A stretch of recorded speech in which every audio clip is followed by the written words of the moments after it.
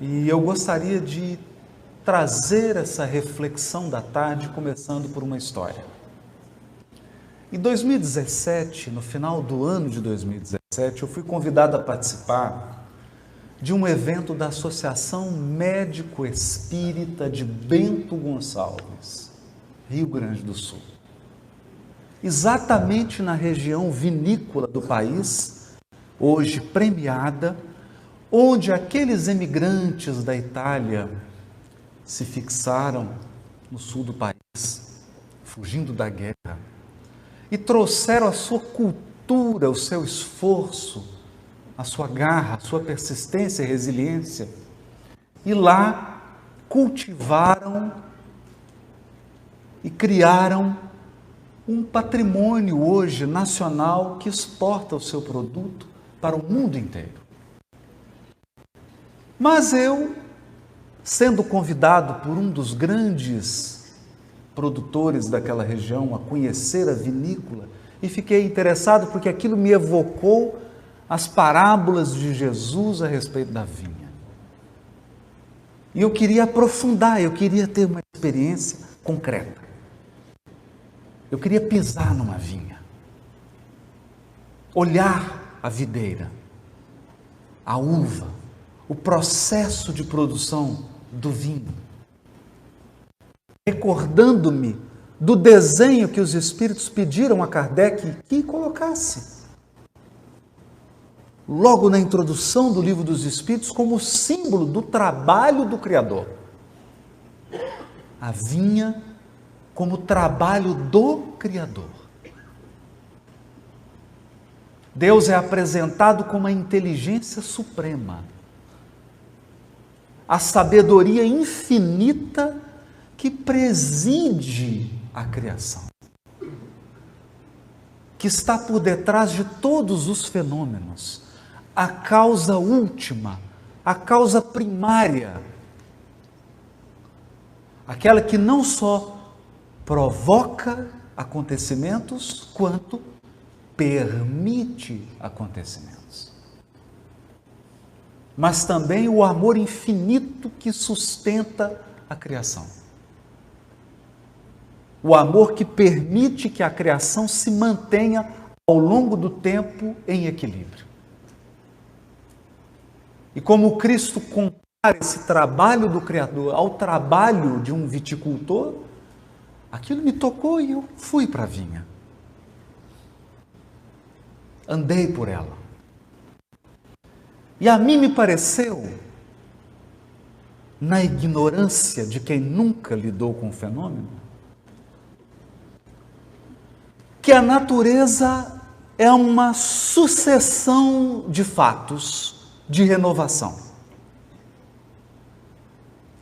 Então a planta cresce, galhos novos surgem, brotos, folhas, flores, frutos, os frutos são colhidos e o processo se repete. E todo ano o processo se repete. Todo ano.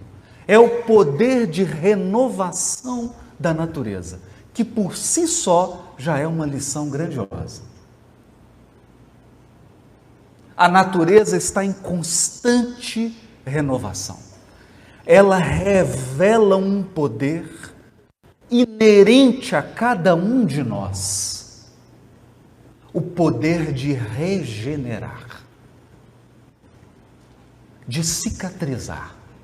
Eu não sei a dor e o problema que você está enfrentando nesse momento, mas como você é parte da criação divina, eu tenho absoluta convicção de que você está dotado dessa força incomensurável de regeneração e renovação,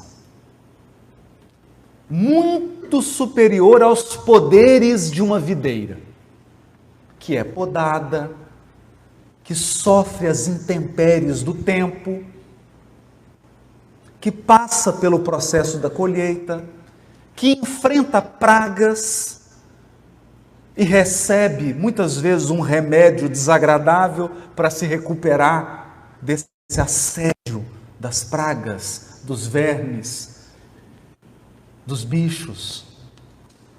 Essa vinha que é invadida pelas ervas daninhas que procuram sufocar-lhe, roubar dela o nutriente, ou tampá-la do sol e da chuva. Então, sabendo que você é parte da natureza e, portanto, compartilha com a videira desse poder que não pode ser medido pela inteligência humana. O poder da renovação.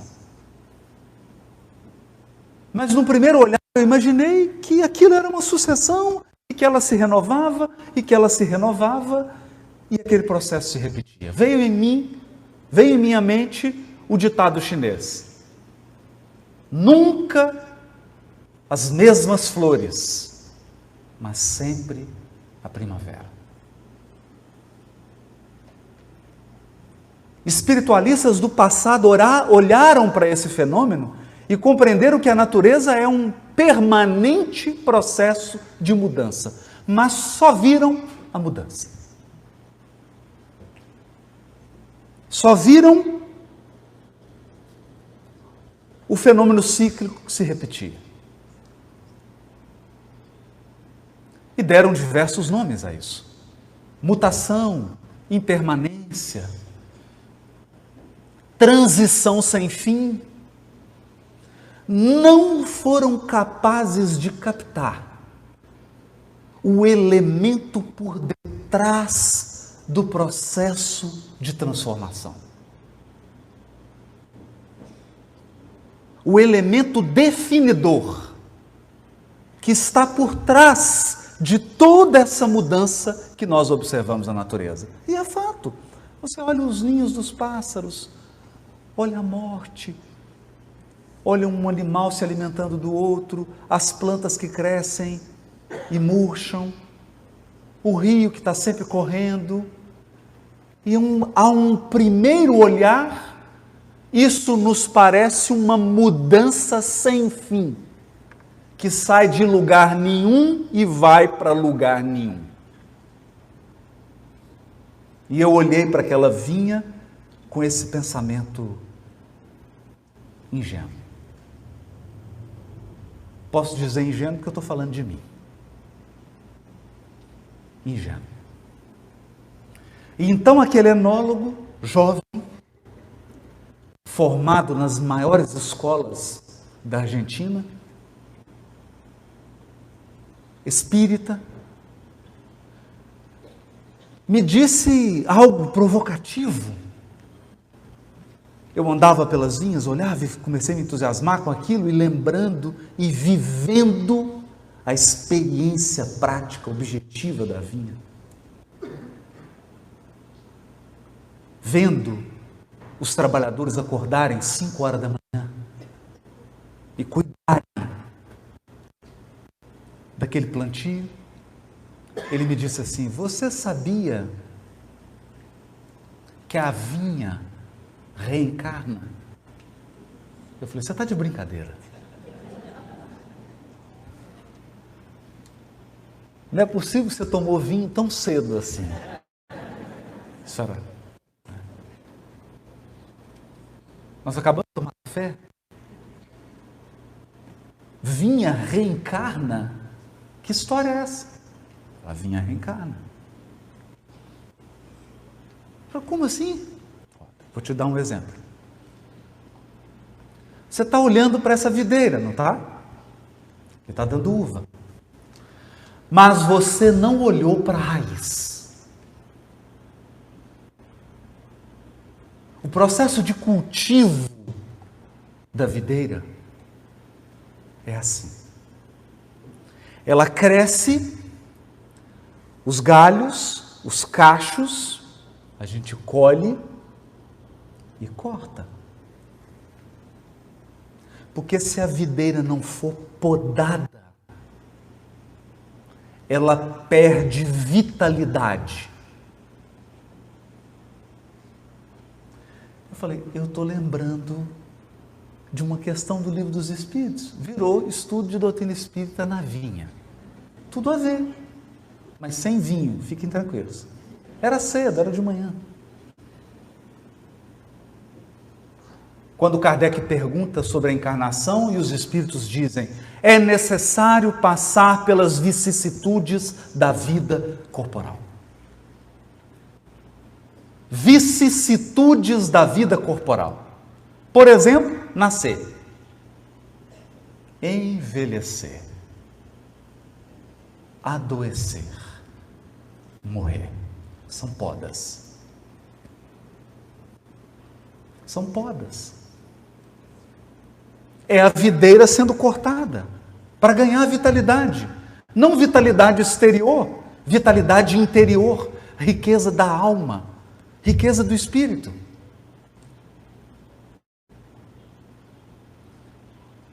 E mal sabia eu que eu receberia uma poda esse ano.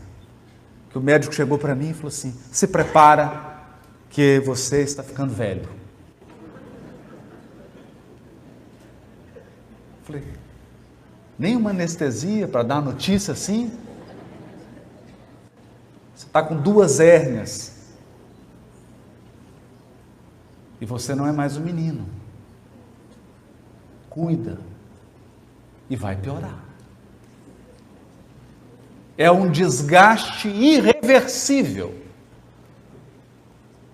E eu lembrei das vicissitudes da vida corporal. Eu falei assim: só falta o senhor dizer, doutor, que eu vou morrer. Um dia. Ainda bem que ele não disse. Podas. Então o rapaz me disse: nós podamos. Então tomamos uma nova muda e enxertamos na base. Quando você enxerta uma muda na base, a videira cresce com a experiência não da muda, mas da base. Eu falei, como assim? Haroldo, existe uma diferença entre uma videira criança, jovem e melhor idade. A videira na melhor idade. Como é que é isso? A videira criança, ela tem todas as características de uma criança. O tronco cresce desordenadamente e não obedece os pedacinhos de pau que você coloca para poder guiar o crescimento. Ela é rebelde. Dá muita folha, cresce para tudo quanto é lado, você tem que podar várias vezes, dá muita flor, fala muito, faz muita palestra, mas dá pouca uva. Dá pouca uva. Aí ela fica jovem, fica mais disciplinada. Você já coloca um pouquinho mais. Coloca assim um guia para ela crescer, ela vai, desobedece um pouco, dá mais galho, faz muito barulho, fala que sabe tudo, que não precisa dos pais. Não, você sabe como é que é. Mas não produz muito. E a vinha mais experiente, ela é centrada. Ela cresce. Não dá muitos galhos. Não dá muita folha. Poucas flores, mas muito fruto. E saboroso. E uva de boa qualidade. Então, Haroldo, quando a gente enxerta uma muda numa base que é mais experiente, que é mais velha, a videira, a plantação, a vinícola, é mais fácil de você cuidar dela, porque ela é mais obediente, ela é mais resignada.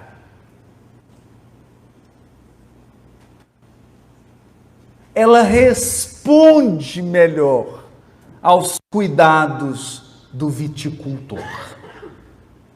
E é por isso que é impossível nós aqui no Brasil competirmos com uma vinha na França, na Itália, porque uma vinha na França tem 400, 500 anos. A nossa vinha tem 80, 90, no máximo 100 anos. Então, toda vez, Haroldo, que eu corto a videira e enxerto um broto novo, a vinha reencarnou. E esse é o processo humano. Esse é o processo humano. Quanto tempo tem a sua base? Quantas vezes? Cada encarnação é um enxerto. Quantos enxertos? Você é o resultado de quantos enxertos? Será que você é um espírito jovem, rebelde, muita folha e nada de uva? Ou mais jovem, muita flor, pouca uva? Ou na idade da maioridade, né? Muita uva, mas não tão boas. Ou você já é uma videira experimentada, dá uvas de qualidade. Então, olhando para aquela explicação, eu entendi que há algo por trás da mudança e da renovação. É claro. E olha o poder de renovação de uma videira. Você corta ela e ela cresce. Repara isso. Você corta, deixa só um toco. E ela volta a crescer, dar galhos, flores e frutos. E quanto mais você poda, mais vitalidade ela apresenta. É fascinante. Isso é extraordinário. Mas há um elemento por trás disso. Propósito. Toda a renovação, toda a transformação da natureza, tudo está conduzido por um propósito divino. Então, nada muda simplesmente por mudar. Essa é a grande lição da doutrina espírita. As coisas mudam para progredir. Nascer, morrer, renascer, ainda progredir sempre. Tal é a lei. Progredir sempre. Sempre. Então não é uma mudança caótica sem direção, não é uma mudança pelo simples fato de mudar. Não imagine que o universo está mudando a cada segundo, simplesmente porque Deus gosta de mudar a tela de descanso do computador dele. Tudo evolui, tudo cresce, tudo se aprimora sob as vistas sábias e amorosas do Criador. O Criador é o olhar de cuidado, é o olhar que corrige, é o olhar que educa, é o olhar que direciona a criação infinita.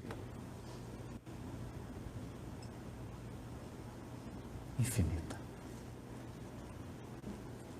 Por isso, o símbolo da introdução de O Livro dos Espíritos coloca um desenho no Prolegômenos, na introdução do Livro dos Espíritos. O desenho é uma cepa, um galho da videira. E os Espíritos respondem: eis aí o trabalho do Criador. O vinho é o Espírito. Que, aliás, não é uma metáfora. Quando Kardec indaga aos espíritos superiores, o espírito tem forma? Tem uma forma definida? Ou ele é uma fumaça? Os Espíritos dizem, para vós não, para nós sim. Para vós não parece, para nós tem. A forma de uma chama, de um fogo. Intrigante. E Kardec pergunta, tem cor? Tem. A cor do rubi, que é a cor do vinho. A cor do rubi, que pode variar do opaco, do mais escuro, ao mais radiante.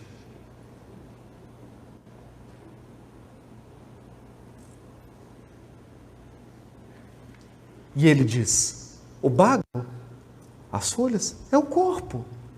Então o ser vai tomando corpos, vai experimentando mudança, mudança, mudança, mudança, mudança, mudança, mudança, mudança, para progredir, para aprimorar a sua essência espiritual.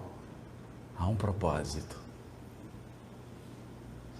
Em toda essa impermanência, essa é a contribuição da doutrina espírita para o pensamento espiritualista do orbe. Não existe uma impermanência e uma mudança sem sentido, sem propósito, sem direção. Tudo muda, tudo experimenta para se aperfeiçoar.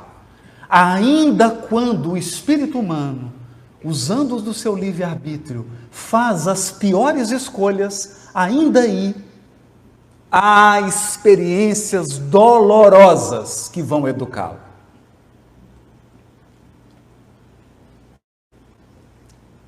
Experiências não muito fáceis, não muito simples, que vão contribuir para a sua sabedoria. Porque nós precisamos mudar a imagem de espírito puro. Geralmente a gente imagina que o espírito puro é de cristal,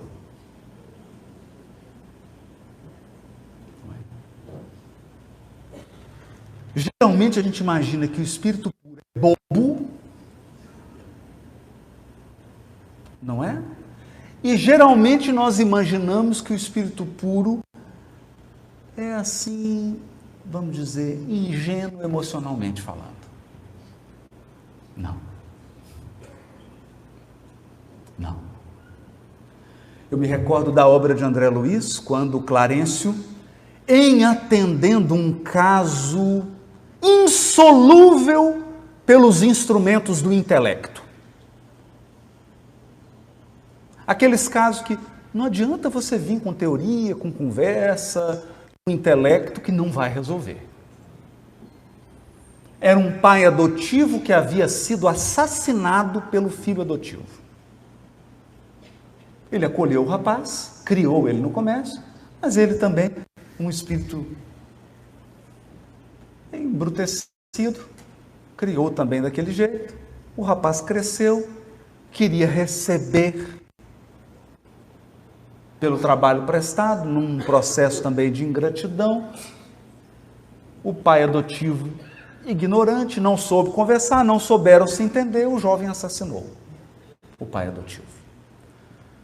E esse pai adotivo se transformou no mais empedernido obsessor e perseguidor desse jovem. Ficava ao seu lado como um chacal em busca da vingança. Clarencio, acompanhado de André Luiz, Hilário, haviam acompanhado todo o processo. Quando chega no momento culminante, Clarencio diz: agora nós precisamos de um espírito que ama. Porque a questão aqui agora é de sentimento, não é mais de intelecto. Então, chega ao local Cipriana. Cipriano era um espírito tão evoluído que usou os dois, o obsessor e o jovem, o obsessor desencarnado e o jovem desdobrado, quando eles olham para Cipriana, eles acham que ela é Nossa Senhora, Maria de Nazaré. Para vocês terem uma ideia. E é curioso isso, né? Porque, para a gente, espírito que tem luz com barba é Bezerra de Menezes, não é? Não, é engraçado isso, né? A gente não distingue, né? Não distingue. Eles olharam, falaram, Mãe Santíssima, e ajoelha. Ela fala, não, meu filho, eu sou mãe, mas não é a Santíssima. Sou tua irmã. E começa, pega no colo o encarnado, o rapaz que assassinou, conversa com ele. E o obsessor lá, bravo. E aí ela começa a conversar, mas o que eu quero fazer um recorte aqui é o que ela fala para o obsessor. Olha que lindo. Ela diz assim, você foi assassinado, filho? Então vem cá que eu vou te contar a minha história. Eu vivia na Terra, casada, 2 filhas, 2 filhos. Meus 2 filhos foram assassinados na Guerra do Paraguai. Minhas 2 filhas, eu vou traduzir aqui porque ela é toda cuidadosa para dizer, as 2 filhas foram para a prostituição. Eu adquiri lepra, meu marido olhando para mim desfigurado e com lepra, foi embora. Então eu que era casada, tinha um marido, um bom casamento, 2 filhas, 2 filhos, me vi sem os filhos, sem as filhas, sem o marido, com lepra e abandonada.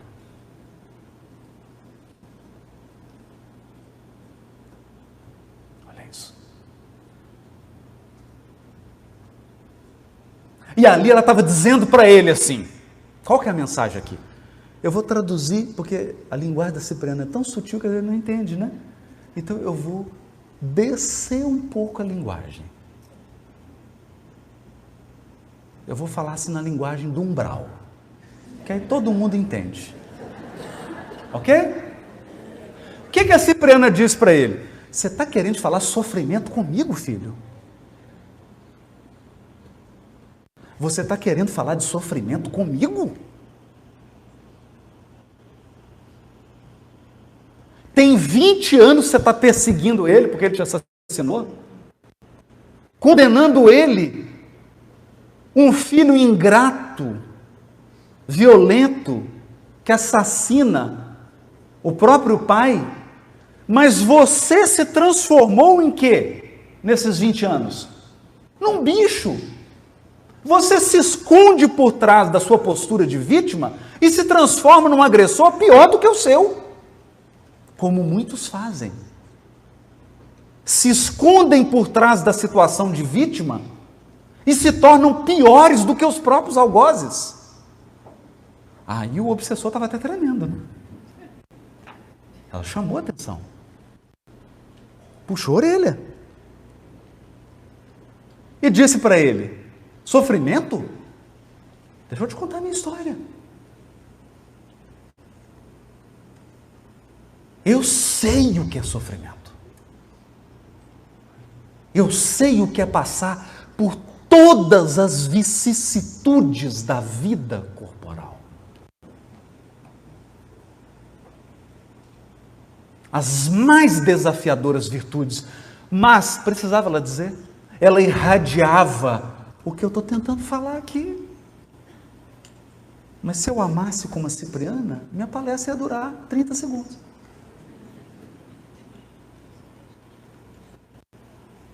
O que ela dizia para ele?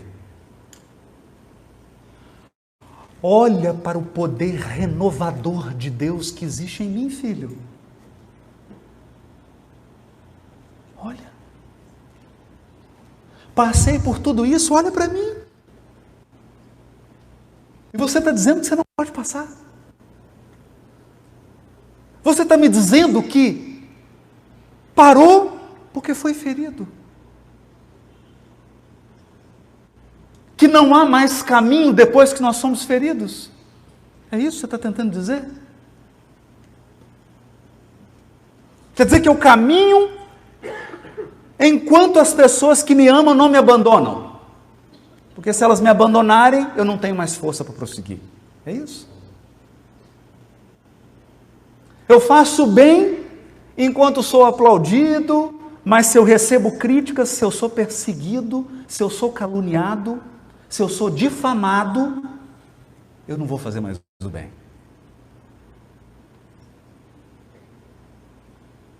Porque eu não acredito que tem o poder da renovação que me leva sempre adiante nas trilhas do progresso moral e intelectual. É isso? Então, desarmou o obsessor, não com palavras, mas com a força da vida dela e com o amor dela. Então, ela abraça o obsessor, ela toma ele, e é impressionante, porque André Luiz faz questão de frisar isso. Cipriana toma esse obsessor no colo. E nessa hora o Clarencio comenta: você observa, meu filho, se nós dois estivéssemos conversando com esse obsessor, nós o trataríamos como um irmão, mas como um irmão estranho.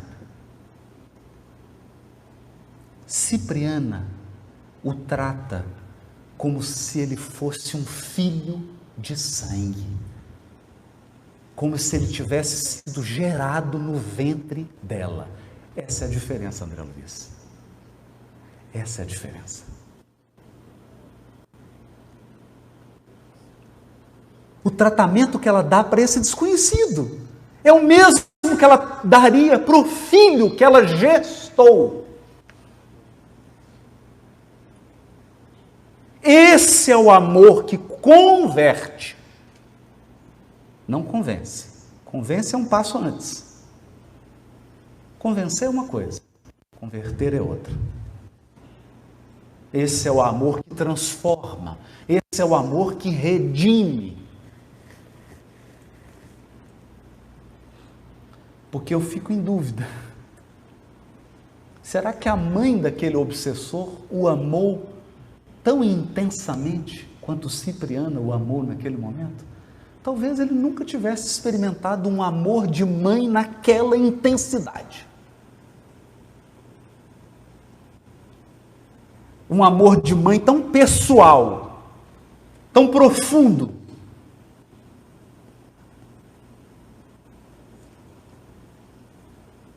Ele cede e acompanha Cipriano. Então, a par da lição do amor de Cipriana, nós temos a grande lição de que você também está dotado ou dotada desse infinito poder renovador, regenerador. Eu não sei que poda você está sofrendo agora. Eu não sei. O que está sendo cortado na sua vida?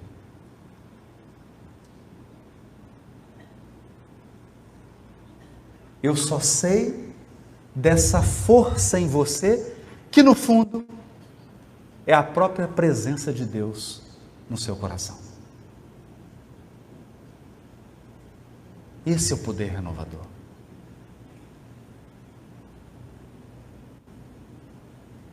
Isso é tão sério que há 1 mês e meio atrás eu recebi a visita de um amigo muito querido, um padre de Atlanta. Aliás, de Atlanta hoje, porque já passou pelo mundo inteiro. Frei Nathaniel. Eu vou reproduzir aqui a fala dele, porque ele pode falar, eu não posso. Eu só posso falar do movimento espírita. Aí eu posso falar, eu estou falando da gente. De lá eu não posso. Mas eu acho que o que ele falou serve para a gente. Serve muito para a gente. Ele chegou lá em casa, fomos tomar um café e conversamos. Imagine, ele é formado pelo Pontifício Instituto Bíblico de Roma. Ele sim fala essas línguas todas aí, do currículo.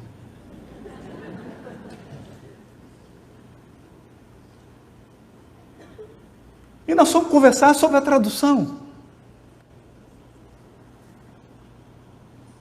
Eu estava terminando a tradução das cartas de Paulo, e aí eu fui trocar umas ideias com ele, comecei a mostrar a tradução das cartas de Paulo, e ele foi comigo, falou, a sua tradução me encantou. Eu falei, pai, o que é isso? Fala um negócio desse, você está brincando? Ele falou, não, está muito boa, segue nisso aqui. Aí nós começamos a bater papo, e aí a conversa se estende, a gente tomando um café e um pão de queijo, mineiro, você já viu, dá café e pão de queijo, a conversa não para, né?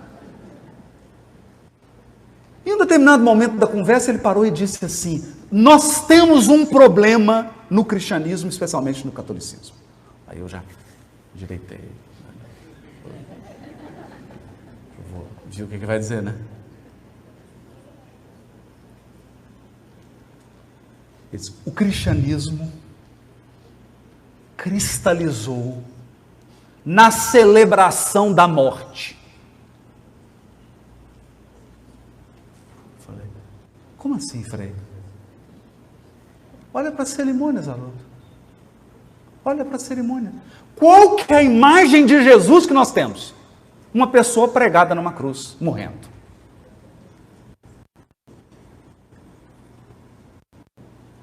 Você vai na missa, o que está celebrando a missa? A paixão. A paixão. A paixão de Cristo. A morte. Todos os símbolos do cristianismo apontam para a morte na cruz. E é uma lição grandiosa. Nós não queremos aqui desmerecer a lição da cruz. Pelo contrário. Mas ele começou a falar. Sabe o que está faltando na igreja?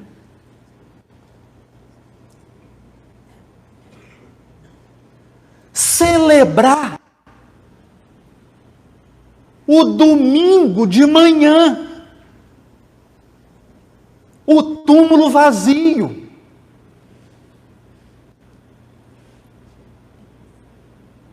Fala isso, meu filho, para os seus amigos e amigas espíritas. Eu falei, pode deixar, padre, eu vou contar isso lá na próxima. É o padre que está falando, não sou eu, porque você fala, não tem autoridade, mas é o padre que está pedindo para dizer isso. Nós precisamos celebrar o túmulo vazio, celebrar a ressurreição, meu filho, o Cristo vivo.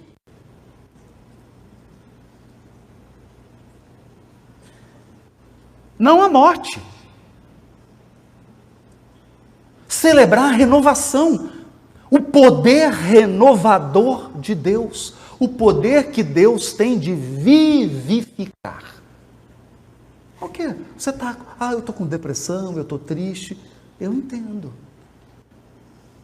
Eu sei o que você está sentindo. Eu estou pensando em suicidar, estou pensando em pôr fim à minha vida. Eu entendo isso. Eu compreendo isso. Eu já estive aí. Eu sei o que é passar por isso. Eu sei o que é estar preso nas grades das emoções, dos pensamentos e imaginar que não há saída. E vou te dizer uma coisa. Do ponto de vista humano, não há mesmo. Não há mesmo. Porque nós construímos um conjunto de soluções humanas que são soluções da esperteza. Soluções da esperteza, do egoísmo, do orgulho. Soluções que foram nos encaminhando gradativamente para um cárcere. Transição planetária é uma prisão, mas nós caminhamos para dentro dela. Fomos nós que andamos para dentro dela.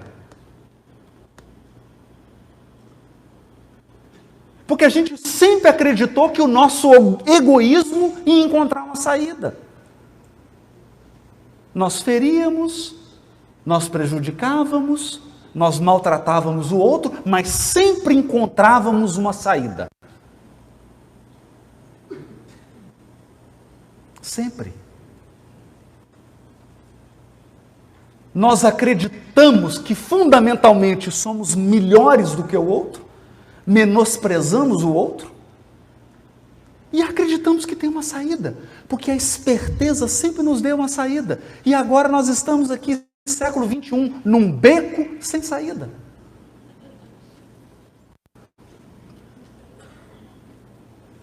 Eu sei que você está se sentindo assim, mas acredite, deixa eu te dizer uma coisa, não foi Jesus que removeu a pedra do templo.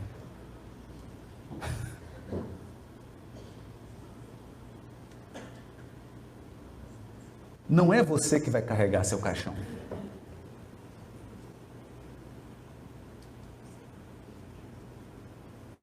Não é você. Você acha que é você que vai carregar seu caixão?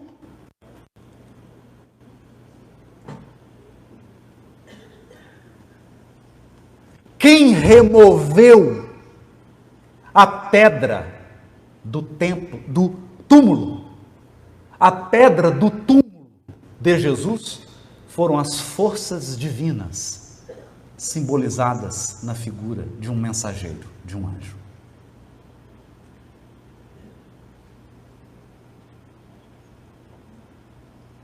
É o Criador que te tira do túmulo. É Ele que revive, que dá vida.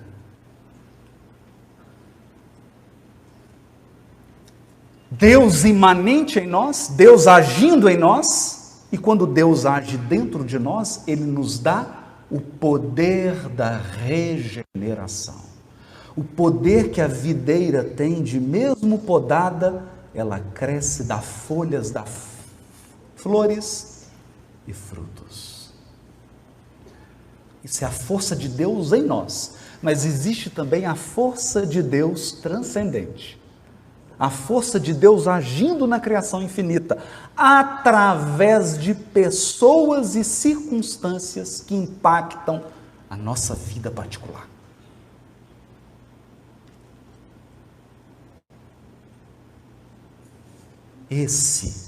No caso desse obsessor, essa força transcendente que se materializou atendendo a determinações do próprio Criador foi Cipriana. Para você, pode ser esse seminário hoje. Pode ser o fato de estar aqui hoje. Pode ser a força que vai remover essa pedra.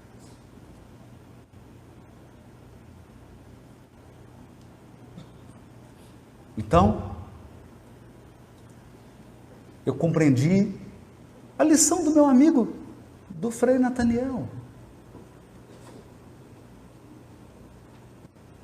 Ele fez a reflexão para a comunidade dele.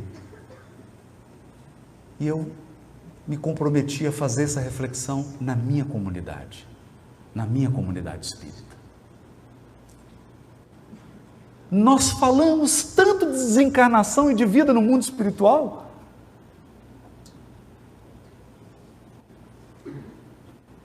mas perdemos a fé no poder transformador, regenerador, vivificador de Deus. Outro dia eu recebi uma mensagem de uma pessoa assim: Haroldo, você me desculpe, não é nada pessoal, mas eu não queria ter sido criada por Deus.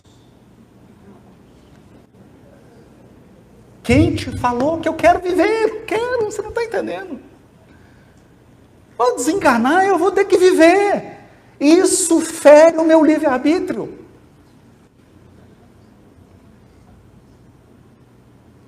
Percebe? Mas escuta aqui, você não falou isso quando você era adolescente? O que o adolescente fala para os pais? Ah, mas essa casa é cheia de regras. Vocês determinam. Não é assim que a gente fala? Não é? E o que a gente fala com o filho quando tem juízo? O que fala com ele? Fica tranquilo. Aqui se faz. Aqui se paga. Você vai ter casa. E vai ter um filho adolescente. Vai chegar a conta de luz, o IPTU, material escolar, matrícula, IPVA, seguro, supermercado. Todo mundo ficando deprimido, né? Vamos mudar de assunto? Você vai ter. Você vai ter. Então escuta. Nós encontramos a casa paterna formada, construída.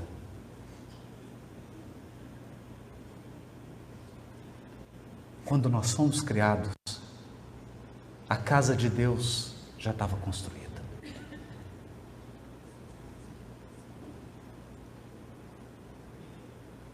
Já está formada.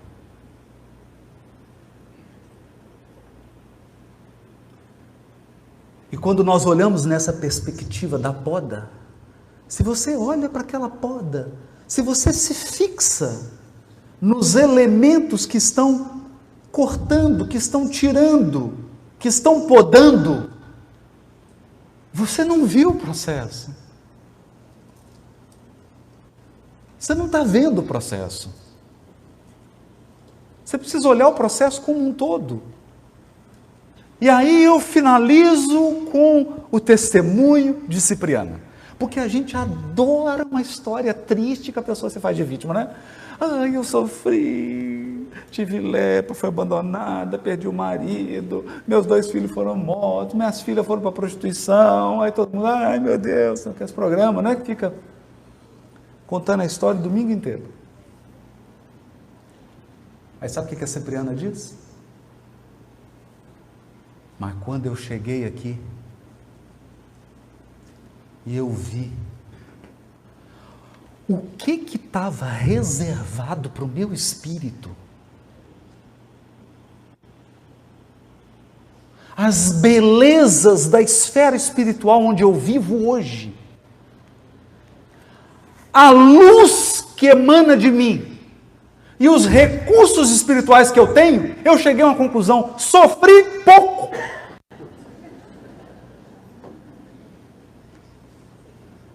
Foi muito pouco. Se eu soubesse que o prêmio era esse, teria passado por isso mais rápido. Porque é o foco no que é instrumento, é o foco no que é transitório e não o foco nas finalidades. Aristóteles chamava de entelergia, a finalidade última de todas as coisas. O fim não no sentido de o final, o fim no sentido do propósito, do rumo.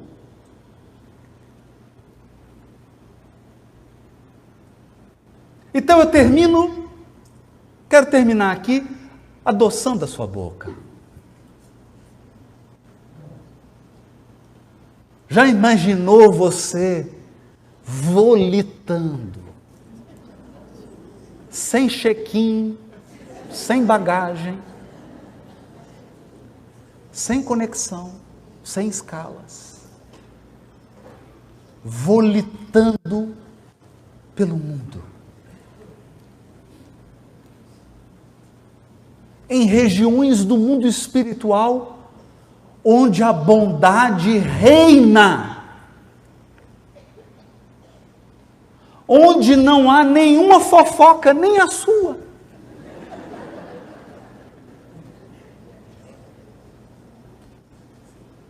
Onde todos buscam a sabedoria, onde todos procuram auxiliar, compreender e amparar uns aos outros, entender a situação de cada um, onde todos se perguntam: o que eu posso te ajudar? O que eu posso fazer?